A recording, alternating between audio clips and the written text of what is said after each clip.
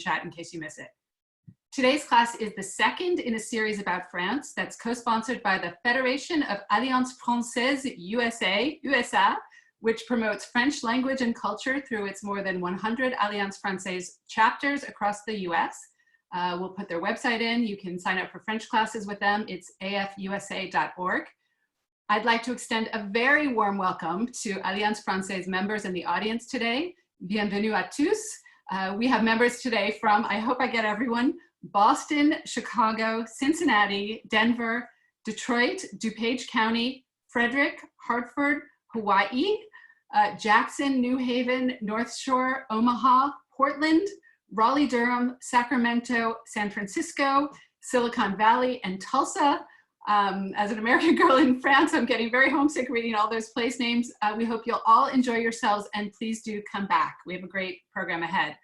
A very final word, these classes are free. We are all volunteers here, but we would urge you, if you like, to donate to a charity called givedirectly.org. It's a charity that gives money directly to people in need in poor countries around the world. We have no official affiliation with them. We just think it's a great charity. In this difficult time, we would urge you to give as you can. Okay, enough then. Now it's time for the wine. We've earned it. Our guest today is Jessica Green. She teaches at the International Wine Center in New York. Jessica, I hope you can unmute yourself and come forward. On the screen, I've lost you. Oh, great, Jessica, hi.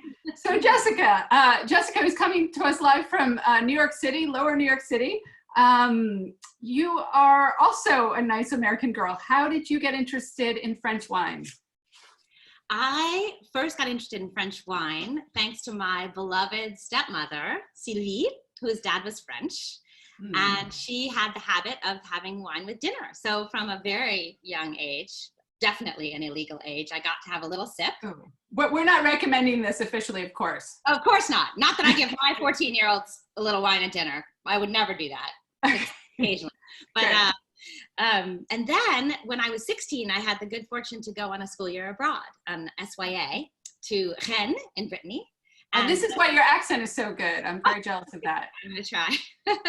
But the director, Woody Halsey, who might be tuning in today, took our class on a trip to a vineyard. And I had never been to a vineyard before. And I never thought about the fact that wine came from grapes and they grew in a beautiful field, and that real people picked them and transformed them lovingly into this delicious beverage. And I thought, I want to learn more about that. I don't want to embarrass you, but you're now studying for like the grand degree in wine. It's called a Master of Wine. Less than 400 people in the world have ever. I feel like I'm going to make you nervous if I talk about it too much, but how long have you been studying for this degree? Way too long. I started studying wine formally in about 15 years ago when I started at the Wine and Spirits Education Trust. I took the diploma, but the Master of Wine program I've been in since 2011, so 9 years. It's a long time, but not as long as some people. And yeah. What do you have to know? Like what's an example of some completely arcane fact that you have to have in your head? You know, I looked at the exam, last year's exam for you this morning to see if there was something hard that you would have had to answer last year. And one would be, how about discuss the role of the following factors in the production of high quality grapes: aspect, vine density, and row orientation.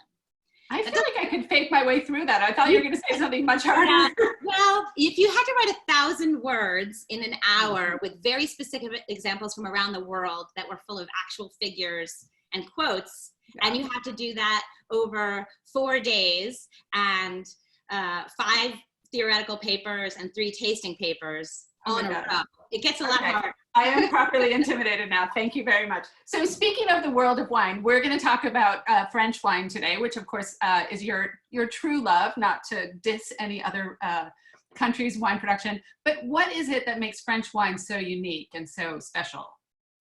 Many things make French wine special. One is simply that it's one of the most important and historic wine producing places in the world. Another is that it's so central, I think, to French culture, which is why I hope many Alliance Française members are already drinking it regularly with their meals. We do here in my home.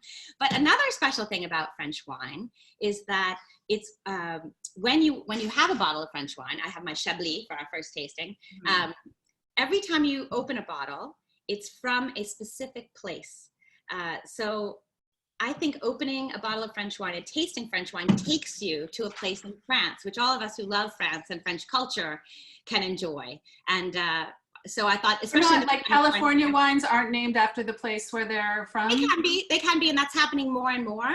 But for many reasons, wines from the New World have taken a while to be able to express a sense of place. In France, the winemaking tradition goes back so long, and the soils are so varied, and the climate is so varied, and also much more marginal. And when you have less ripeness, I think the land and the climate speak more clearly. What do you mean by more marginal? Well, in France, it's not always easy to get your grapes ripe. There are some places in France that are really cold, like Chablis, where it snows a lot and frosts a lot, like the Loire Valley, where it can be very foggy and not very warm in the summertime and going into fall sometimes. In Bordeaux, where it used to be that we had terrible vintages where the wine was thin and mean, and then some that were ripe. Now with climate change and global warming, we're getting warmer vintages more often, but they don't always ripen. Whereas in the New World, we're blessed with much more fertile soils and much warmer climates in general. So it's much easier to ripen grapes. Too easier for us. I love the idea of a wine that's like thin and mean. I think of it as like a skinny lady at the yoga class. Exactly. Yeah, exactly. They're delicious. So shall we pull up the map of the regions we're going to look at today? Okay. Yeah, Pamela, I was going to mention to our friends who are French speakers that they will understand that the French naming system for wines is called the appellation contrôlée system. So appellation system. And anybody who studied French, the first thing you learn how to say usually is Je m'appelle Pamela, right? Or Je m'appelle Jessica. So you know that's naming. So it's the name of the place. So all the wines are named after the place they're from. So this map that we're going to look at is a showing of some basic appellations in France, some basic place names. Okay. So this keeps pulling up the wrong one. No, that's the right one. Ah, okay. That's France. Can you see France? Can everybody? Oh, okay. I'm sorry. I just had an issue with mine. Yeah. Can So, everyone see this? Jessica, if you can see it, everyone can see it. Great, I can see it.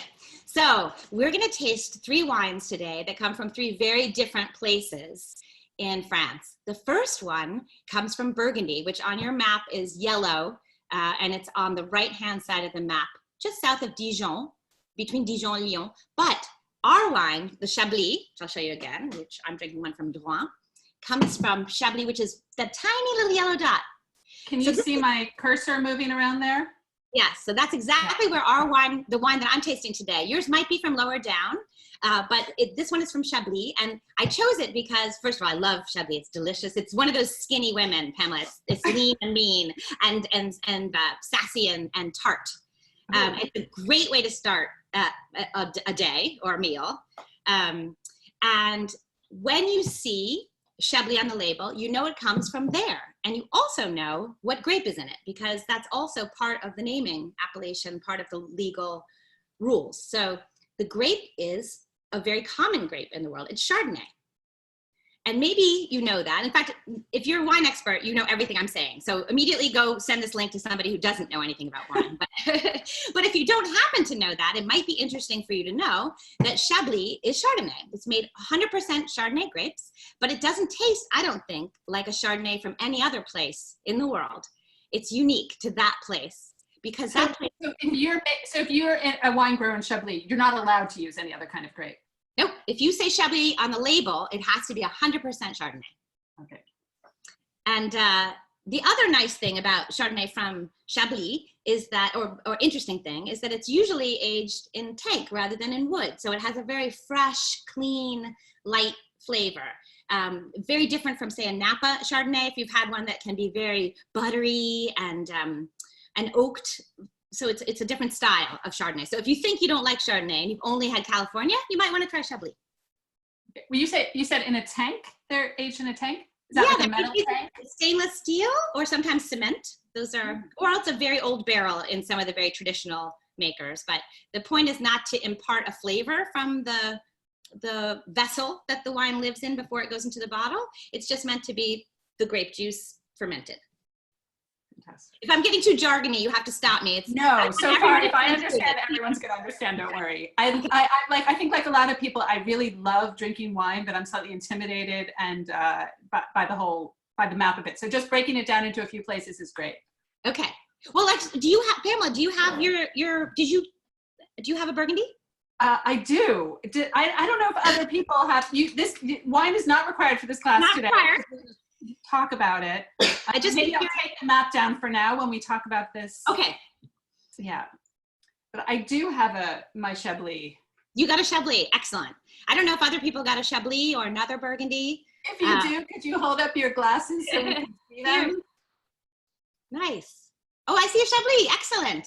Oh, good. Fantastic. I can't see the rest of them, but why don't you can we have a taste? So just because, why not? Because we have it in front of us. It'll make it more vivid for us, I think. And then we'll see how it's different from the other places and other grapes. So in the classes that I teach, which are from the Wine and Spirit Education Trust, we use an approach that's called the systematic approach. And we do three things. We look, we smell, and then we taste. So always look first. So it's good to look at a white background if you have a piece of paper. Look through the rim. And what color is yours, Pamela? Mine is, I'm trying to think of a word that doesn't. Let me give you some words.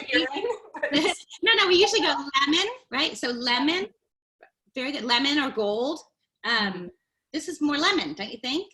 Chablis is usually very pale and quite pale.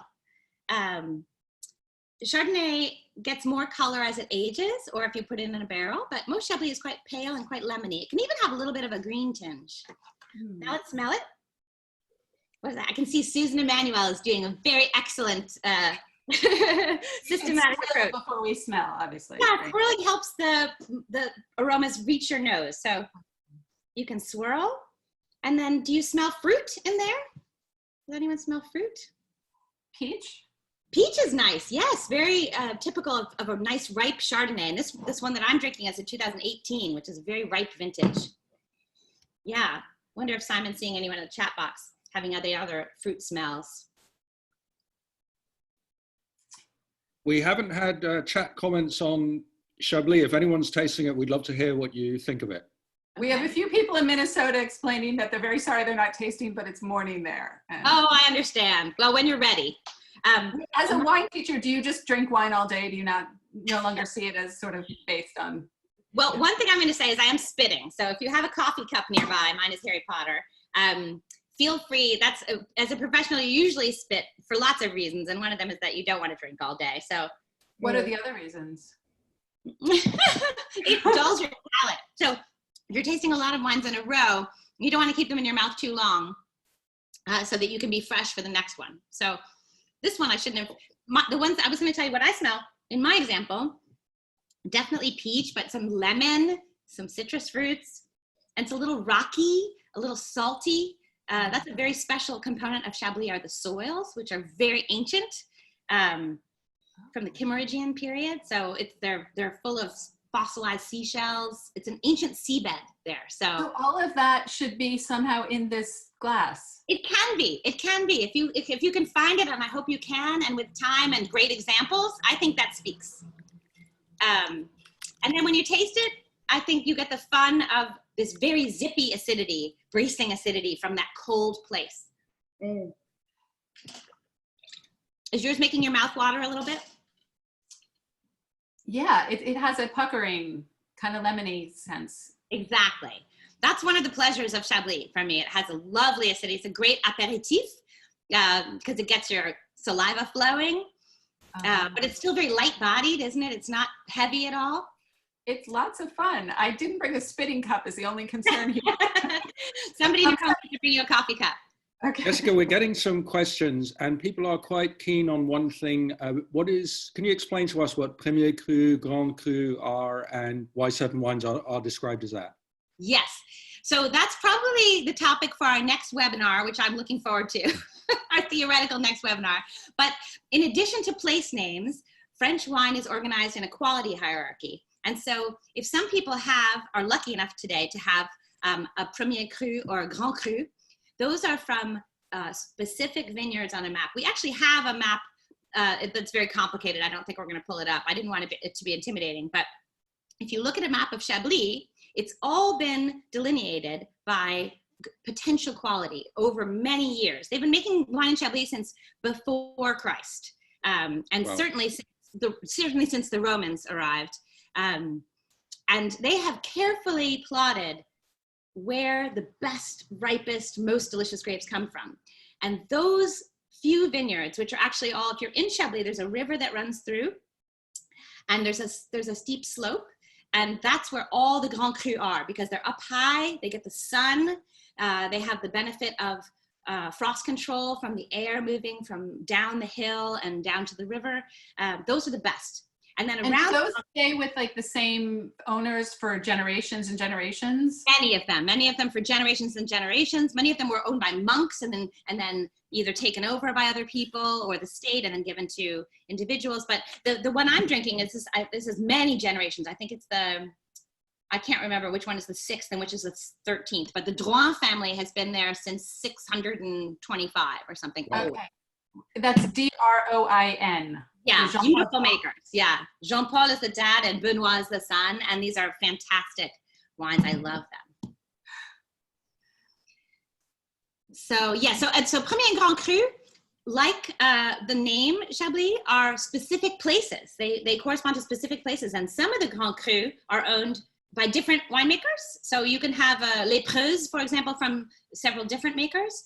And some of them are monopole, like Grenouille, I'm pretty sure is a monopole owned by the Chablisienne. So that's maybe more jargon than we need, but the important thing to know is that if it says Premier Cru or Grand Cru, that's a legal hierarchy that's been established for a long time.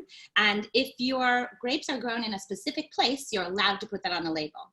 If they're not, you're not allowed to put that on the label. And it should be a certain quality. Yeah. Someone else is asking, Gail Rovnick is asking, shouldn't you look for legs after you swirl, or is that just for red wine? What are legs? And legs are historical red herring. Legs, if anyone hasn't heard that term before, are when you swirl your glass, you can see sometimes a little bit of wine sticking to the edges that can be like tears or legs, people call them. Historically, that was important because grapes ripen fully so rarely. So if you were, for example, in Britain and you ordered in some Bordeaux, you would check to see if it had legs. If it doesn't have legs, what it's lacking probably is alcohol and ripeness, because legs come from glycerol, which may or may not be alcohol or sugar. Some grapes have more glycerol than others, some are more viscous than others. So traditionally it was to make sure there was enough alcohol. Now I don't think we have to worry about those so much. Most places are able to get enough ripeness. This is not a wine we buy for high alcohol. So we would not expect Chablis to have legs, but it's still delicious. Someone else is asking, are there Grand Cru locations, this is Molly Gregory, that sometimes lose their appeal after a while, the soil deteriorates, etc.? Are they subject to changes that make newer vineyards more desirable? That's a fascinating question. I would say absolutely not for the soil.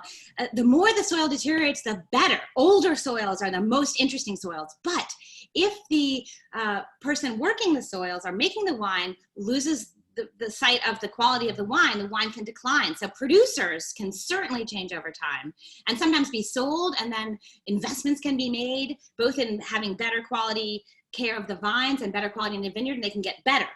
So I would say it's more producer and person, human driven than terroir driven. The terroirs never deteriorate. I would say in the New World, you might find exciting new places. Like there's delicious Chardonnay in Australia and New Zealand. But in France, you're not going to find anything that's similar to this or better, I don't think. So can you blind test a wine and know what it is? I'm supposed to. I'm supposed to be able to tell you the grape, the origin, where it's from, how it was made, how old it is, how good it is, how much it might cost, who might buy it, how long it will last, when it will be at its best, all those things. Just from a sip or from a look? Yeah, you have about less than 2 minutes to taste it. That's on your test, on the big master. I have to do that for 36 wines. Wow. And can you do that? I mean, can you do that with a lot of wines now, or? I'm trying. Actually, the identifying part is the more fun, and practicing tasting, as many of you might imagine, is more fun than taking the test. The part I have to study is writing the answers quickly, because you have to write a lot of words. You know, it's the same number of words as the theory, 1,000 words an hour, but many questions. So I have to practice the writing part. Okay. Sorry, I don't mean to harp on this test. I'm just so impressed with like the grandmaster of wine. Yeah. So should we taste another? Simon wanted to just ask one more question. Simon, you were muted. Sorry, I'm unmuted now, I hope. Emily Lees asks, how long do Chablis wines last? Oh, that's a great question. Well, it depends if you have a Chablis or a Petit Chablis, which we didn't mention, which is a little less, a little lower on the quality hierarchy, or a Premier Cru or a Grand Cru. Ooh, Grand Cru can last decades. Actually, my friend Jim Mullen, who has a beautiful cellar, has treated me to some older Chablis, and they age so elegantly because they have all this acidity. Acidity is one of the things that helps preserve a wine. So they can become something very nutty and salty and evocative of another moment. But many people enjoy Chablis right away. So I would say if you have a basic Chablis, there's nothing basic about this, but just a Chablis, I would say drink it soon. If you have a Premier Cru, you can put it away for a few years and see what happens. And a Grand Cru, you can forget about and discover it again. That's not a very good answer. It depends a little bit on the vintage and the producer, but longer than you think. God, Jessica, I feel like I've fallen in love with Chablis now, and I don't have room in my heart for any other wine. Oh, no. You have to love them all. You have to love them all. This is just the apéro. Okay. So are we going to move on to, shall we move on to another region? Yes. I'll pull up the map again. Okay. Where are we going now? We're going to Bordeaux. Ooh. So, as the French speakers will know, the name of Bordeaux comes from bord de l'eau, on the side of the water, because it's on the water's edge. Bordeaux, it's a port city. That whole blue area around Bordeaux is where the grapes are grown. And this was Simon's pick. Simon asked for a wine from Bordeaux. So the first difference between Burgundy and Bordeaux is that when we're in Bordeaux, we're in a blend of grapes. So there's not one single grape, there's a blend. That's true for all Bordeaux wines. That's true for all Bordeaux wines. You may find a very unique, very high-end Pomerol but in general, the vast majority are blended for lots of reasons, historical and contemporary. Maybe the easiest one to understand being that, again, it's a relatively hard place to grow grapes, especially red grapes, which need more warmth and sunlight than white. And so if you have a variety of grapes, then some years the Cabernet Sauvignon will ripen well, some years the Merlot will ripen well, and you can blend them together to make a successful wine. Well, not being a wine person at all, my bias was that like a pure grape would be better in a wine. Oh, that's interesting bias. Well, historically, Bordeaux was the world's favorite, and it's always been a blend. So who knew? And we don't know that, right? A lot of people just think Bordeaux is Bordeaux, but now you know that when you see a bottle that says Bordeaux, and actually mine says Medoc,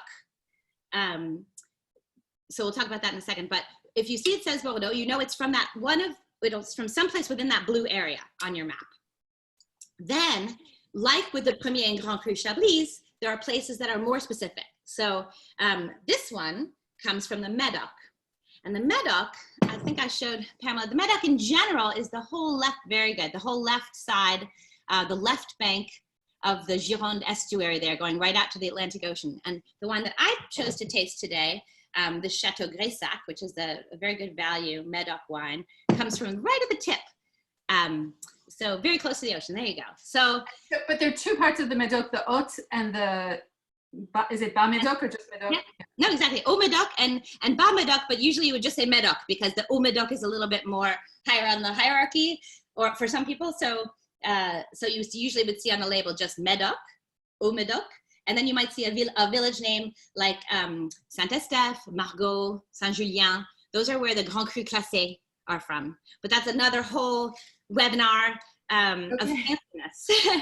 But for the purposes of our webinar, the place is Bordeaux, and there's lots of wine from Bordeaux. It doesn't have to be a $500 bottle. It doesn't have to say Grand Cru Classé. Maybe somebody out there is tasting a Grand Cru Classé today. I don't know. If you want to tell us which Bordeaux you're tasting today, if you're not in Minnesota, you please feel free to put it in chat and we'll have a look. I'd be curious. But it might also say Cru Bourgeois, which is another labeling term for another day. But both Cru Classé and Cru Bourgeois are signs of quality. So if you see those, they should be a little better. Oh, Béchevel, very nice. Béchel, very good. Saint-Julien. And another, Medoc. Oh, this is fun. I can see some of them. So the name will tell you where it's from and where it is on the quality hierarchy. But I wanted to make the point today with my Medoc wine that you don't have to buy a Cru Classé to have a delicious wine, and you don't have to spend hundreds of dollars. Most of the wine in Bordeaux is not expensive and is really fine with a meal. Simon was saying it was where he went after lighter red wines like Pinot Noirs from Burgundy. He's sort of transitioned into enjoying more structured wines. And let's taste this one, because I think you'll find it's a big difference from white wine and from maybe from Pinot Noir, if that's what you usually drink. So Pamela, do you have a wine from Bordeaux? I do. It's right here. I'm looking at, I have colored glasses. I'm sorry, they're the only ones I had in my house. That's okay. And where is yours from in Bordeaux, just so we all know? I'm not sure. Okay. I'll go grab the. That's okay, no worries. Oh, I see Susan's trying to show hers. I can't see any other ones, but okay, so we'll look at the color. The bottle from of the two reds out there. So looking first, mine is very garnet in color, which is really typical of a Bordeaux. Mine's also from 2015, so that's a very ripe vintage, and also it has a few years of age. So it's very typical for Bordeaux to turn this beautiful garnet color. Did you have like a vast vocabulary for describing things before you went into wine, or did describing wine sort of increase your vocabulary? It definitely, studying helps, and I really do love these classes, the WSET classes, because they have this systematic approach. So you learn a few basic terms that everybody can agree on. So with red wines, for example, you always start with purple, ruby, garnet, and it's pretty. It's not poetry. It's not really poetry. No, I mean it can be, but it's more helpful. So it's especially unhelpful if you say, "Oh, it's like the color of my aunt's favorite sweater," because nobody else knows what that means, right? So you want to agree on a term that everybody understands. So mine's very garnet. Okay, and you're drinking a Chateau Greysac 2015. Yeah, exactly. And mine smells like spicy. Robert Parker would say cigar box. And it's got some beautiful red and black fruit. Ooh, somebody's got some fancy ones. Baron de Rothschild. What does yours smell like, Pamela? It smells kind of heavy and dusky and dark and. Okay, like dusky. My uncle's Stu. You know what he smells like? It smells like him. No, I'm just joking. Nobody knows what your uncle smells like. So, usually a good place to start is to say if you can smell fruit still. And if you smell fruit, is it more in the black category, like black plums or blackberries or black currants, or is it more in the red? Plums, I would say. Very good. And plum for me is the classic descriptor or word for Merlot. And the wine I'm drinking, and most of the wines in Bordeaux are from the Merlot grape, which is also kind of surprising because I think we associate Cabernet Sauvignon with Bordeaux because the greatest ones have a lot of Cabernet. But Cabernet is hard to ripen. It takes a lot of heat and sun. Oh, somebody else has the Greysac. But what you're saying, your description would be true for any of the Haute Medoc Bordeaux. Definitely. And mine is just a Medoc. There may be a little more Cabernet in some. Mine is mainly Merlot. It's more than 60% Merlot, and then about 30% Cabernet Sauvignon. And then you can throw in other mixing grapes like Cabernet Franc and Petit Verdot.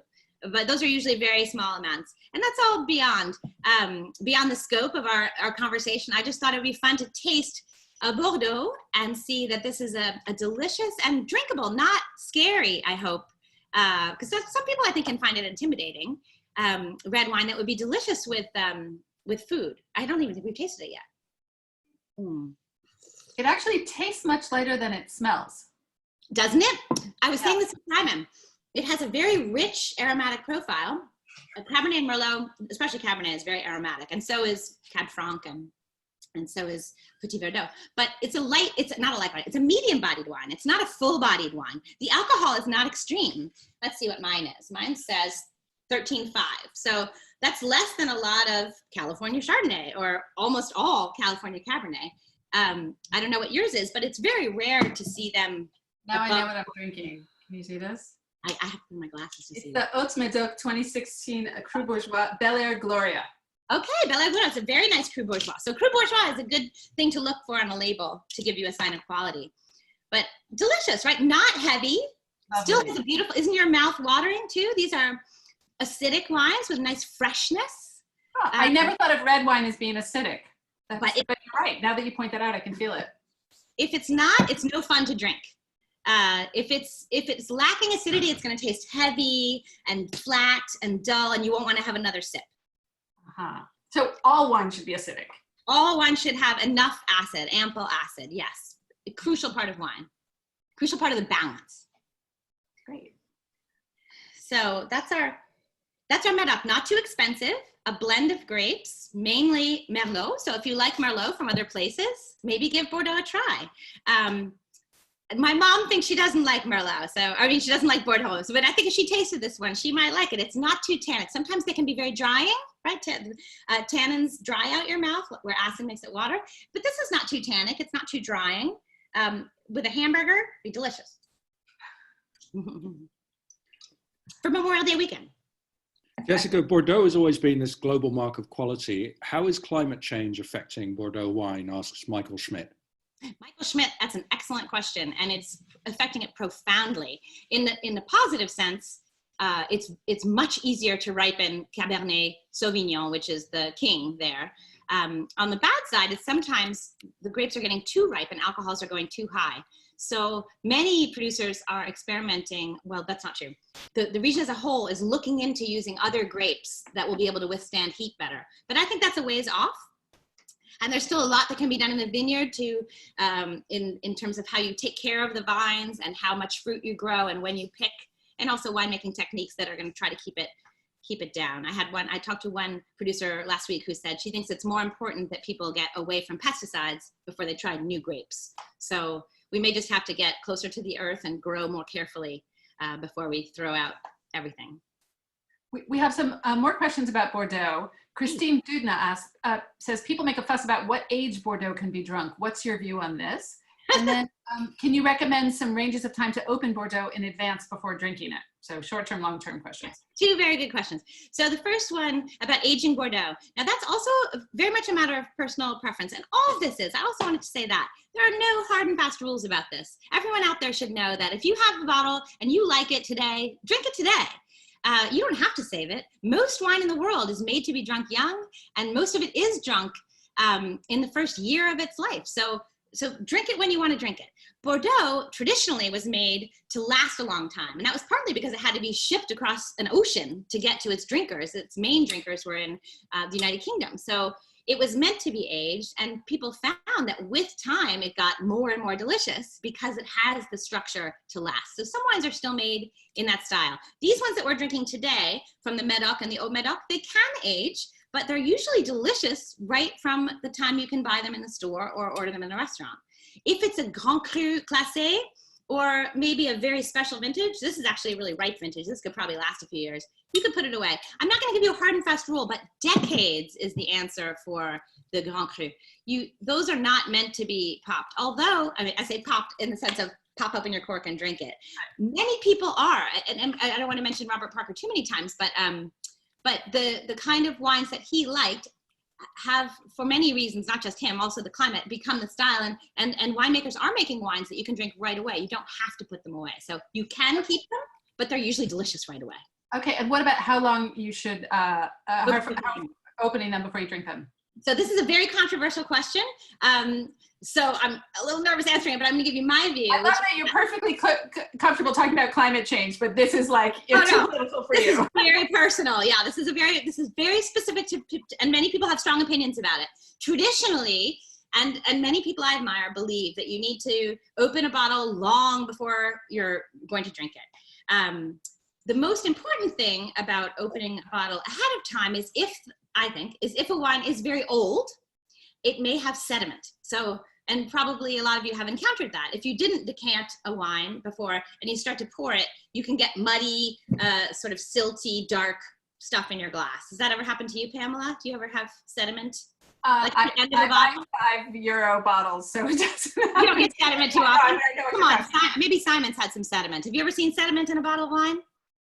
Often with port it happens, doesn't it? Exactly. Port's the perfect example. Port always, vintage port, throws a ton of sediment. So if you're going to drink a vintage port, you have to either keep the bottle going, as they do in port, or decant it. And decanting just means taking the liquid off of the solids, so separating it out of the bottle. So that's important for an old wine because you don't want to be drinking all the muddy stuff that's fallen out of the liquid. But with a new wine, it doesn't actually need to breathe for 20 minutes or anything like that. No, and if you open it like this, just that, the amount of air that's getting in there is tiny. It's just that little bit, it's the point of opening it is to expose it to oxygen, which has been protected from. That's not going to make much difference. Some people do it. Lots of people I know, lots of people own fancy wine shops and have beautiful cellars. But this, to me, this little bit of air is not going to make much of a difference. The little headspace that may smell funny is going to blow off quite quickly. If you put it into a decanter and it has a big wide surface of air on it, then it will actually start to interact with the air. And you can do that. It's tricky though. It depends which wine you're drinking. Some of them benefit from that and some of them don't. A very delicate Burgundy, bad idea. A very structured Bordeaux that isn't quite ready, fine. But if it's a really old wine, it might fall apart. So it's a risky business. There's no one recipe. Okay. But for these wines that we're drinking today, it's fine not to open ahead of time. Okay. I think we probably need to move on, unfortunately, to the next wine agent. Okay. Let's go to the last one. This was Pamela's pick. Yes. Okay. So I'm just going to pull up the map one more time. Here we go. So somebody admired the map, and I have to give credit because this map is from the WSET, and I didn't ask their permission. But the truth is, well, I do teach WSET, and come to my classes. I'm teaching them online, internationalwinecenter.com. But they have the best maps, I think, because they're so simple. You don't want too much information. So on this map, if you go north of Bordeaux, north and a little bit east, you get to that green area that Pamela is pointing at, the Loire Valley. So the Loire, beautiful wine growing area, the longest river in France. It goes all the way from the Atlantic to the very middle of the country. And if some of you drink Sancerre, that one comes from the very eastern part. Very close to Chablis. Exactly. So also very acidic, light from a cool place, not so far from Chablis. So that's also in the Loire. And over the Atlantic side, west of Nantes, that's where you get Muscadet, which a lot of people in America also enjoy, especially with oysters. Or in the summertime. So those are wines you might have had from the Loire. But Pamela asked if we could taste a Chinon. Chinon's from the center of the Loire. It's very close to Tours, and it's a red wine. So I hope people were able to find a red wine. I'm hoping this might be your discovery wine of the day if you have never had a Chinon before. I picked a Olga Raffault from 2015, again, this beautiful ripe vintage, called Les Picasses. So going back again to the name, Chinon is a place name. It's a place in the Loire. It's a very specific place on the map, and if you grow your grapes there, you can call it Chinon.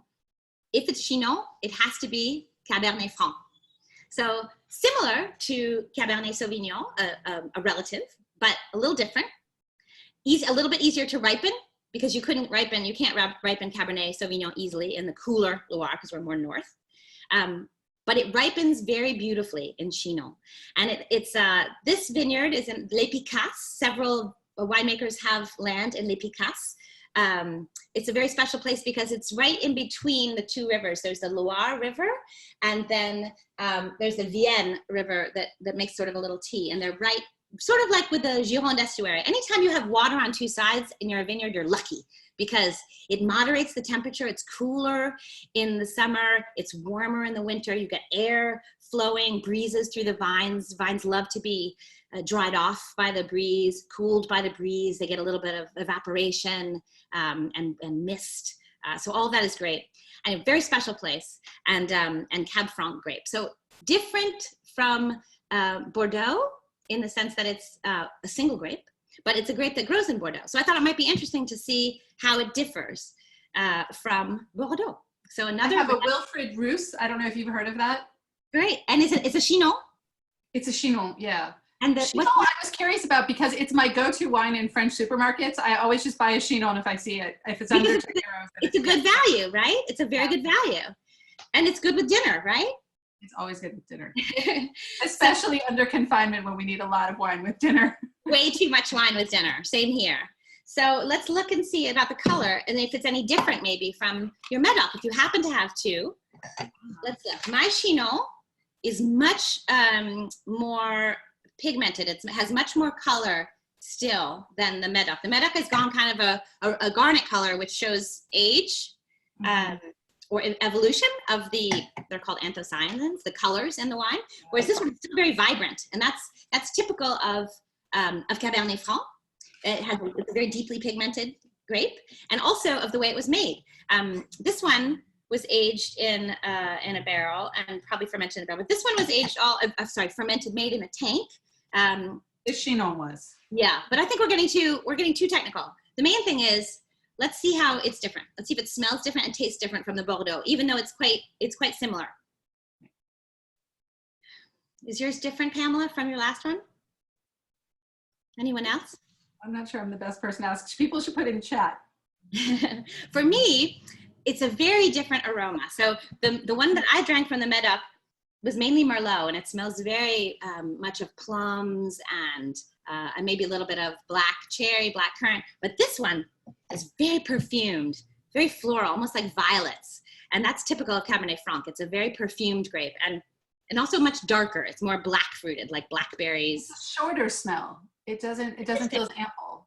Okay, well, one of the reasons is that Chinon, in particular, many of them are made to be aged. This is the most age-worthy of all of the wines from Raffault, and it can be put away for years, like the Bordeaux. Maybe not as long as a Grand Cru Classé, but longer than you'd think. So if you have just a very simple, everyday Rouge de Loire or a Bourgueil, or a Menet tout Salon, some of those you can just drink right away. But this one actually probably needs some time. It's not at its most beautiful right now, and that can make the aroma a little bit closed to you, Pamela. With time, it'll get more complex and open up more. So people are asking us to repeat the name of the wine that you're drinking. It's an Olga Raffault. Yes, I'd be so happy. AULT. Yeah, it's a very special favorite. They farm organically in a place where nobody should be able to farm organically. It's rainy, it's damp, it's not very warm, it's prone to all kinds of diseases and insects. So it takes a real labor of love to farm organically. But in the Loire Valley, where you would least think it, it's one of the most prevalent places for organic farming. Why wouldn't you expect the Loire to have organic grapes? Because it is so hard to grow grapes there. Most people have to spray against mildew, spray against insects, kill the weeds so they don't compete with the vines. But if you go on to look at pictures of this vineyard, it's all there's beautiful cover crops between the vines, and everything is healthy and hasn't used pesticides. And I think it's kind of miraculous. It'd be easier to be that way in, say, Languedoc, where it's hot and dry and no bugs will bother you and no mildew will ever come. We have a very good practical question from Sonia Valle. If you don't finish your bottle, how long can the wine stay on your shelf before it goes bad? Or should you put it in the fridge instead? Excellent question. Definitely put it in the fridge. Always, red or white. That'll help it last. Put the cork back in so the air doesn't get to it. Even better, I should have had mine with me, you can buy a little plastic vacuum. Have you seen those that you can suck the air out? That's a very simple and not expensive option. Some people put a little inert gas. You can buy a little spray thing. That works too. Anything to protect the wine from air. But at the very least, close it up, put it in the fridge. How many days can we keep it then? The more structured, the longer it will last. So a red wine like this could last, I don't know, a week easily. And then a white wine, a few days. But it depends how picky you are. I mean, as long as it still tastes good to you, you can drink it. It's not going to spoil. It just loses its vibrance. Sherry Gross is asking if it smells alcohol-y, does that mean the wine is off? Is that a thing? That's interesting. So my kids and I talk about this a lot because they love to say, smells alcoholic. But you can't actually smell alcohol. Alcohol doesn't have a smell. What you can smell in a wine is ripe fruit that suggests to your brain that it's going to have a lot of alcohol because of the ripeness. In a spirit like vodka, you can feel alcohol because it's hot and it tingles your nose hairs. Your nose is alert to the heat in a spirit. But at below 15% alcohol, you can't smell it. But it is the case that with time, when a wine falls apart, if you've had it, say you leave it on your shelf or on your table for a week without closing it up and without being in the fridge, in the end, it won't smell like much fruit or taste like much other than just it used to be a wine. So that may be the thing that just smells like alcohol. If it's not delicious smelling anymore, it's no fun, so don't drink it. Okay. People are also asking about organic wines. Aside from the very dramatic effort that goes into growing some of the grapes, are you a fan of organic wines, or how do they compare to non-organic wines? That's another big subject. It's a very difficult one to talk about generally because there are so many iterations around the world.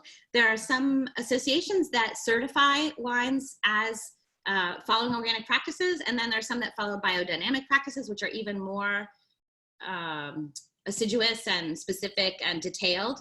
And I admire those very much. And some of my favorite wines, that sounds like a terrible thing. So some of my best friends are biodynamic. Some of my favorite wines are biodynamic.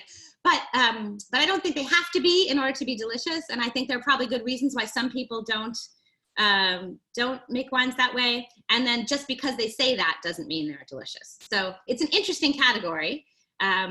It's certainly growing in France, right? When we lived there, the bio supermarket aisle of wines is massive, right? Much bigger than here. People are really interested in it. And I think that's great. I think if I grew grapes, I would try to do them organically if I could.